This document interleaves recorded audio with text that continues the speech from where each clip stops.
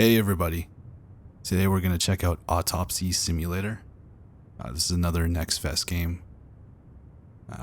It's a simulator game, but it's not made by the usual developers like the Drug Dealer Simulator and the Thief Simulator games. It's made by another company called Woodland Games, but I am a fan of these simulator type games. I just find them fun. I don't know, there's not like too much to them, like in terms of like the story and the narrative. They're just fun games to play. This one doesn't have a release date, so it could come out this year or next year, I don't know. But we're gonna check it out today.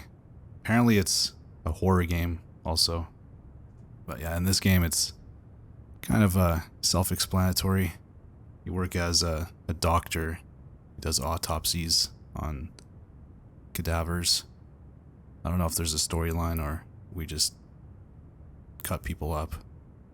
There's another game that was kind of similar to this. What was it called? Surgeon Simulator. Yeah, the Surgeon Simulator. But that one's more of like a cartoony comedy type game. I think this one looks a little bit more serious, but we'll check it out anyways. See how it plays.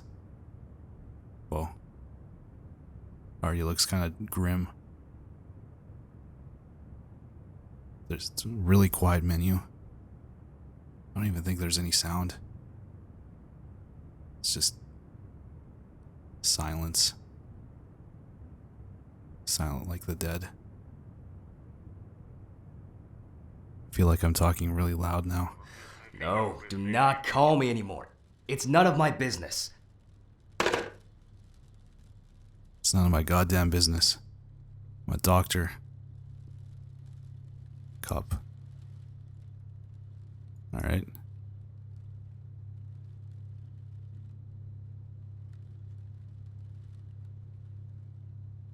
I'm gonna turn down the graphics just a bit. I don't want my computer to blow up.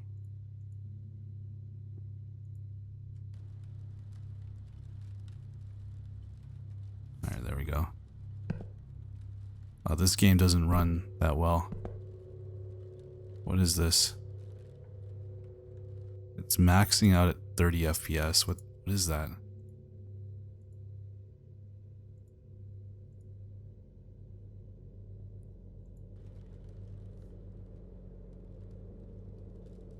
Alright. Sorry, I had to adjust some settings. How am I supposed to record a lecture for the students now? Feeling completely broken. I'm gonna go nuts if I don't take my pills. Go to the bathroom. Yeah, these simulator games are notorious for being poorly optimized. How to break out of this violent cycle. Alright, so I gotta go find my pills. Look for your pills, go to the bathroom. There it is. Fuck. Where are my meds? Right there.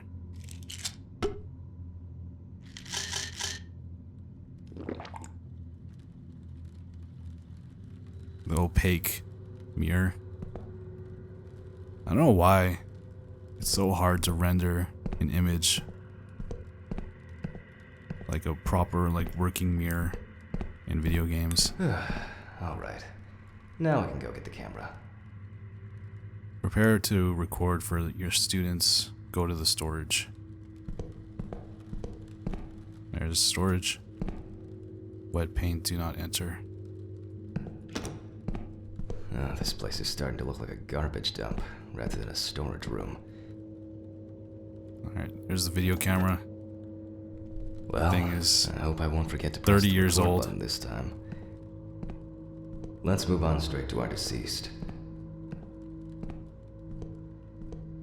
Wet paints. Are these doors painted onto the wall? Here we go. I'm wondering how the new tripod is going to work.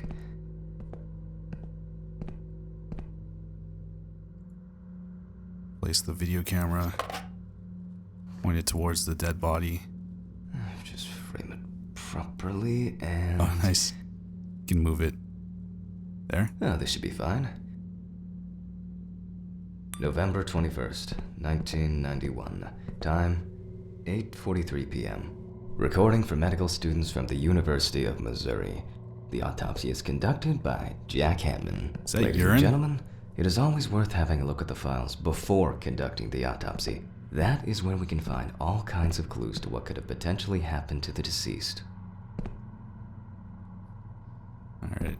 If you're wondering, yeah, there is a censorship mode, so there's probably no nudity. Well, you can probably turn it off, but Well, who do we have here today? I turned it on for YouTube. Mention the rookie mistakes. Mention the rookie mistakes. Oh yeah, that's right. That's my warrant to sensify you for a few issues. First, due to the fact that in the process of revealing and securing forensic traces, interference that changes the primary condition happens. The photographic documentation plays a huge role in the entire process of examination. Then, the body needs to be placed on its back on the autopsy table. The pathomorphologist stands on the left-hand side of the body. Third, very rarely but still, the cause of death remains unknown if all the tests come out negative. That's the so-called white autopsy. Now remember that it can also happen. Whoa. So we gotta stand on the left side and then flip him on his back. Found on the outskirts of a parking lot near a gas station, where he often begged and insistently offered to clean the windows of cars that were leaving the station. homeless man. The body was found in a dry field drain. A frequent cause of traumatic deaths among the elderly is the various types of accidents, including traffic accidents or falling down the stairs. The body was spotted by a station worker during the morning shift. At first, he thought that someone had thrown rain boots and a coat in a nearby ditch. It took him a moment to recognize a human body laying on its back. Signs of libation could be found around the dead body. Empty bottles, traces of an inept attempt to start a fire, and a scattered makeshift blanket. The deceased is locally known as Old Toby, homeless and unemployed for at least a couple years. He had gotten into fights and had been bullied by the problematic youth of the town. He was that type of a man who never kept up alcohol, which caused him to be homeless. As a young man working in a suburban coal mine most of his life, he already abused alcohol, and as the time went by, he'd fall into addiction more. Oh, that's interesting. Although alcohol poisoning as a sole cause of death among the elderly people is relatively rare, different levels of alcohol poisoning happen among 1 in 4 deaths of elderly people, which may suggest that alcohol abuse is a significant issue in this age group. What is important to note, even though alcohol poisoning does not cause death, it does increase the risk of accidents and their following injuries. Okay, so he could have gotten drunk and then stumbled into a ditch and then hit his head. I think I saw that he had like a mark on his forehead. What's this one? The body was found at 7 o'clock by Sheriff Matthew Thompson. White male, 76 kilograms, 5'8", age unknown. The deceased is a local homeless man named Toby Chambers. His son runs a hardware Old Toby. store. His wife ran away years ago. Local police have talked to residents, so we know more about the deceased. For example, that he loved drinking, and by no means was abstinent. Such clues can direct us to things that are worth keeping in mind during the autopsy. There we go. Mention the found on the Oh, body. we already got all these. Mention the rookie mistakes. Find and put the gloves on. Oh, where are the damn gloves? Hey, donut. Don't mind if I do. Even though I hate donuts. There we go. Now we can get to work. We're going to need the camera. It should be here somewhere. This camera or a different one? Oh, must have left it in one of the drawers. There it is. The old Polaroid. I guess that works. Let's follow the procedure and prepare photo documentation. We must follow the top-down rule. Luckily, we don't have to take pictures of the clothes this time. We are only focusing on the body. Let's keep in mind it's all about the legibility, not the perfect frame. Before we start searching for traces on the deceased's body, we Yeah, have his to take forehead. a main picture that goes in the files. Alright, camera view. We need a top-down photo. Is that top-down enough? Or do I have to stand on the gurney?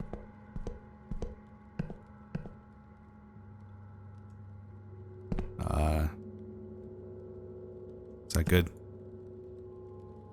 No. Oh wait, I gotta stand on the left side.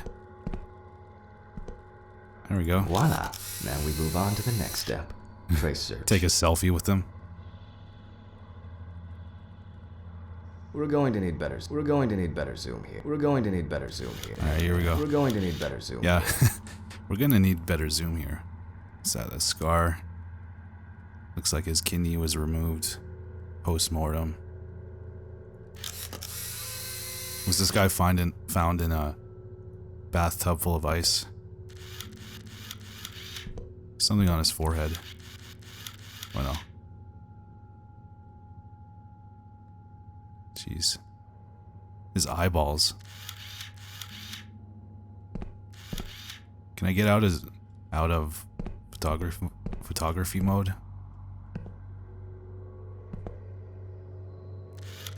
His hands look bruised.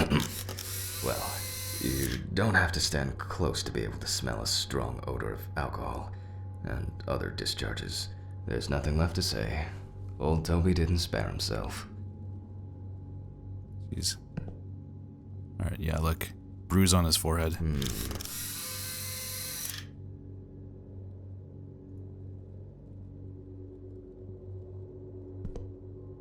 Anywhere else? Something on his foot? His legs look really pale, but that's everybody's legs in the winter. Oh, here we go. People affected by homelessness most often die from accidents, alcohol abuse, or they freeze to death. Unfortunately, both suicide and homicide are also quite common. Is that frostbite?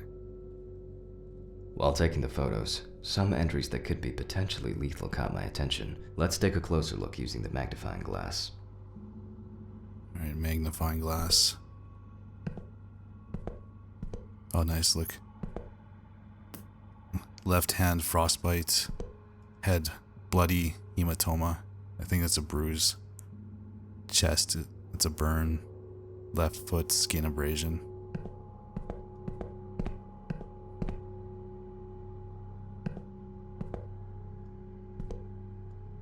I do not see a magnifying glass. Oh, right here. Oh, wait, maybe I have to begin the autopsy. Yeah, there we go. Take the magnifier from the tool wheel. Potential causes of death.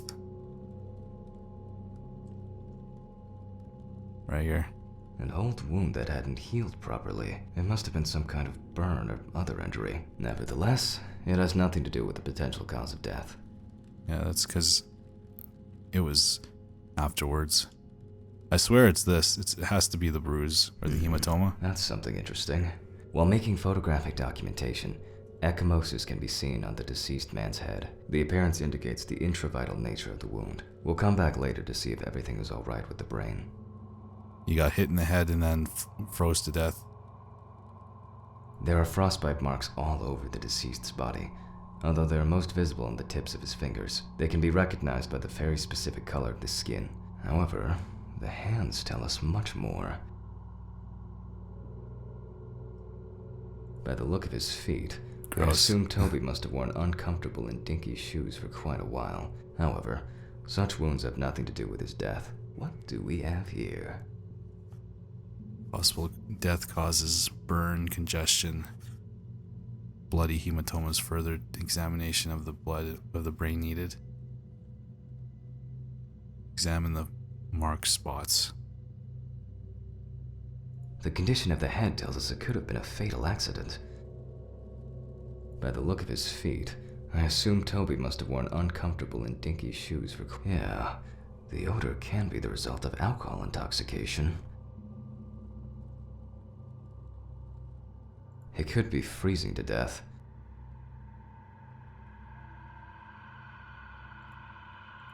Clicked on all of these An already. old wound that hadn't healed properly.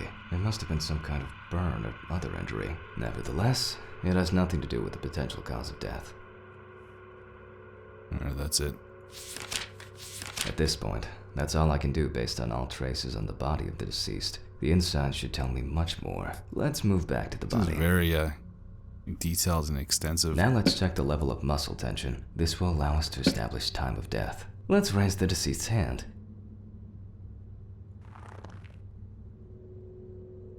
That's too high. You gotta do it the That Almost. You can really tell when somebody died by the way that you hold their hand like this. That's and then let go. The stronger the rigor mortis gets, the greater the resistance from the muscles will be. As you can see, the hand falls loose. The rigor mortis has already subsided. We can then assume that the time of death stated in the files is correct. wow. I'm learning a lot actually from this game. I can perform autopsies. I can flip. Yeah. Rigor mortis is done, so that means, yeah. I can just do this. I can do this all day. Let's grab the Alright, there we scalpel. go. Take the scalpel, really. I want to use the saw. You can boldly cut with the scalpel. It won't hurt him no more. We always start from the neck and move down towards the symphysis pubis. There The we go. incision should be deep. I thought I was going to cut his arm.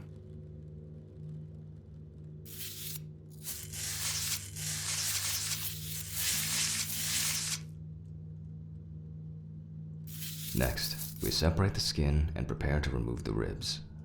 Open the chest using the hand tool. Alright, this might be kind of disturbing, so beware. Gross. The adipose tissue has an Well, it's intense real. yellow hue. As you probably already guessed, we're going to need the scissors. Take the loopers. Gotta break his ribs. Jeez. That was easy. After removing both cartilage and bone tissues, we are actually interested in two things that you can see at the very first glance. The lack of organ congestion means that, although the deceased was cold, hypothermia wasn't the cause of death. Oh, there we go. Take the magnifying glass. Let's look at the lungs.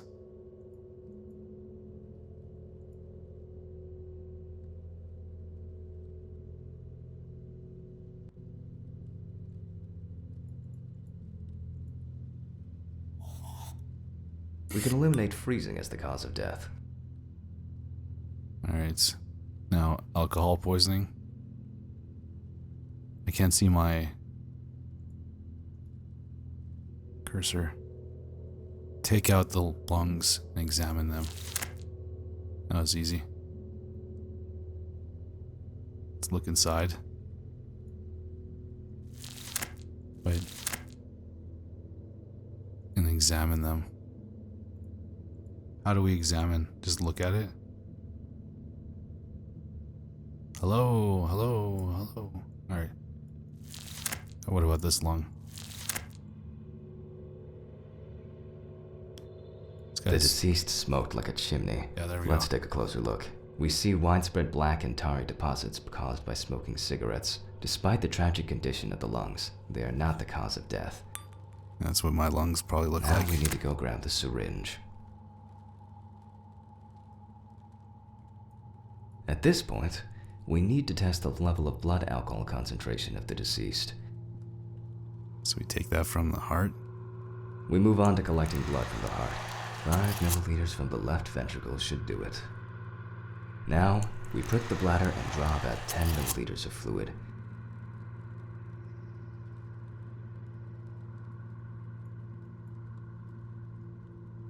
Where else? Oh no, I think the syringe only holds 5 milliliters. You gotta do it twice. Oh shit, what's going on?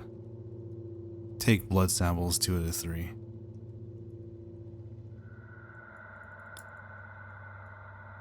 Oh, from the eye. There we go. I didn't see that. Gotta zoom out. We also collect the fluid from the deceased to determine the level of alcohol concentration in the vitreous. Keep in mind that you have to set the right time and speed on both knobs before running the centrifuge. Our samples may break into pieces due to the centrifugal force if we set up the wrong coordinates. I myself am terrible with numbers because I suffer from dyscalculia, which is why I always keep the appropriate coordinates at hand. Alright, what are the appropriate coordinates? Take the note from the pin board.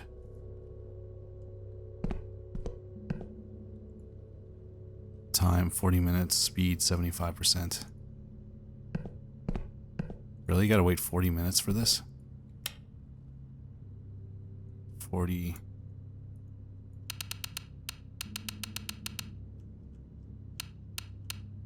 minutes, 75%.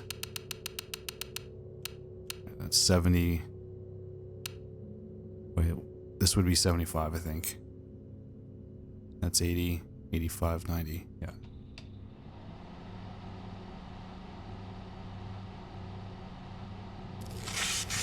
Oh, damn it. Of course the power went out. Damn it. If something goes to shit, it's all the way. That's probably the blown fuses again. Hold up. I must have had a flashlight somewhere.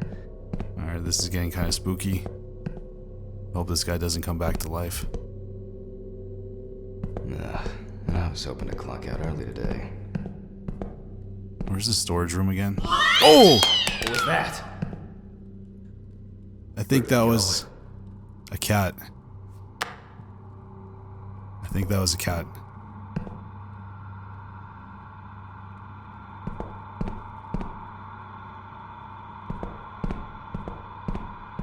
Yeah, it's definitely the fuses. Where is it? Here. Right goes first, left next. Voila. There we go. The radio turned on. Where's that unbearable noise coming from? That's strange. I'm pretty sure I closed the window. Somebody's in here. Should have taken off our gloves. The homeless probably misses me already. Why are all the doors open?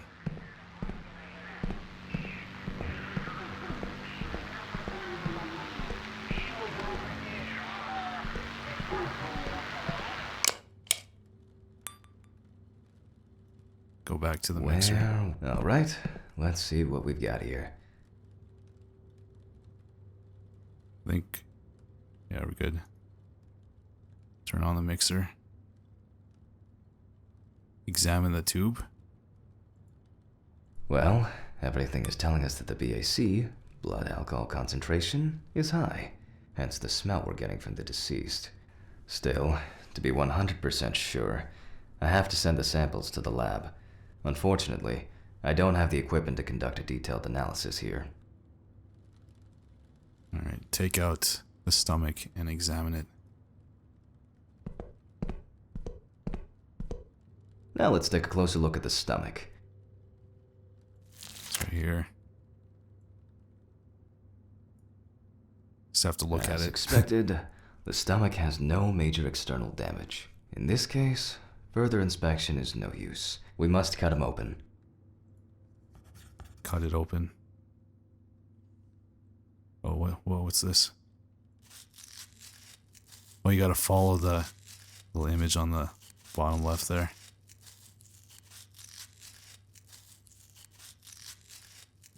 Oh no, I ruined it.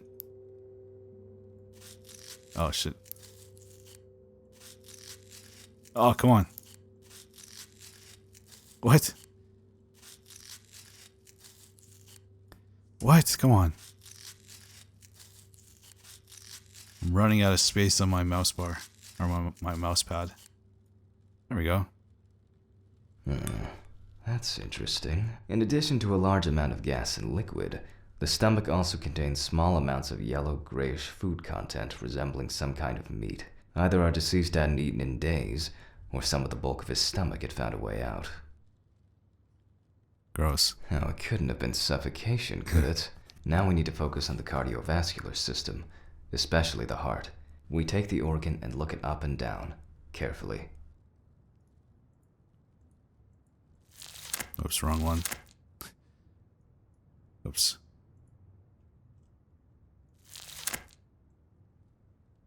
Let's look at the heart up and down. Where?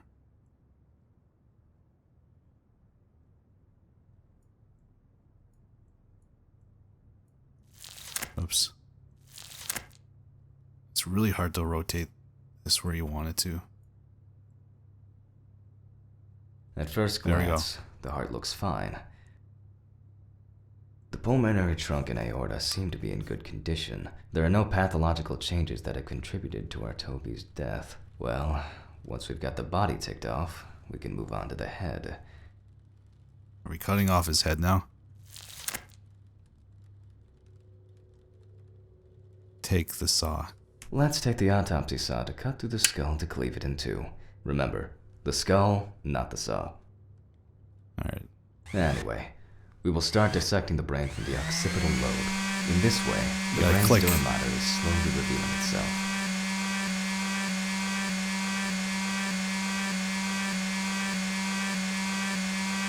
Yeah. Jeez. He's got a big brain.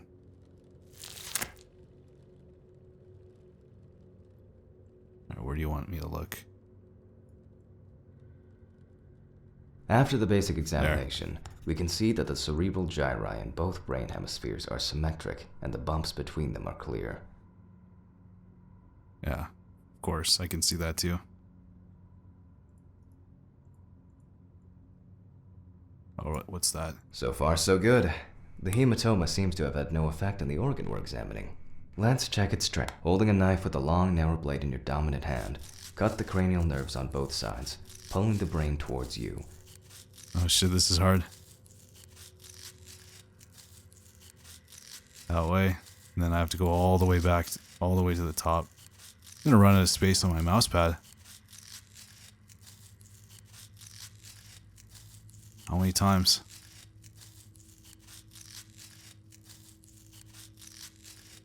Remember, There we just go. one small fragment examined under the magnifying glass is enough to dispel or confirm our doubts. We then take the fragment of the brain to the tray and, literally and figuratively, go over it with a fine-tooth comb. Just as Let's move I the initially magnifying glass we can rule around. the fatal accident out as well. Wait, so him hitting his head is ruled out? Take out the trachea and examine it. Could have been choked to death. There we go. No clear external pathological changes, organ in good condition, cross-section required. Same as we did with the stomach. While cutting a small organ, such as the trachea, we must perform a precise incision to be able to cut with the very tip of the blade. Ladies and gentlemen, I think we've got it. Based What is on the that? report and preliminary documentation, it is safe to assume that the deceased passed out after consumption of alcohol and then fell asleep on his back. Then the gastric contents refluxed and flooded the airways, causing death. That's why we don't forget about the recovery position at dorm parties. Oh. He choked to death. And now it's all clear. The There we death go. was caused by suffocation. Should have started with that. Body.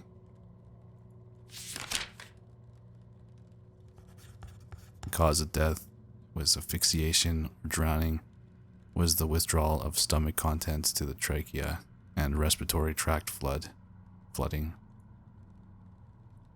Leave your signature.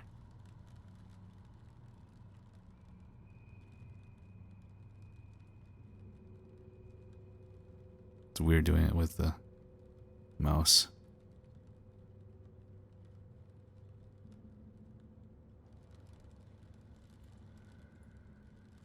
There we go. It went quite smoothly today. I'm about to get off. Close the chest.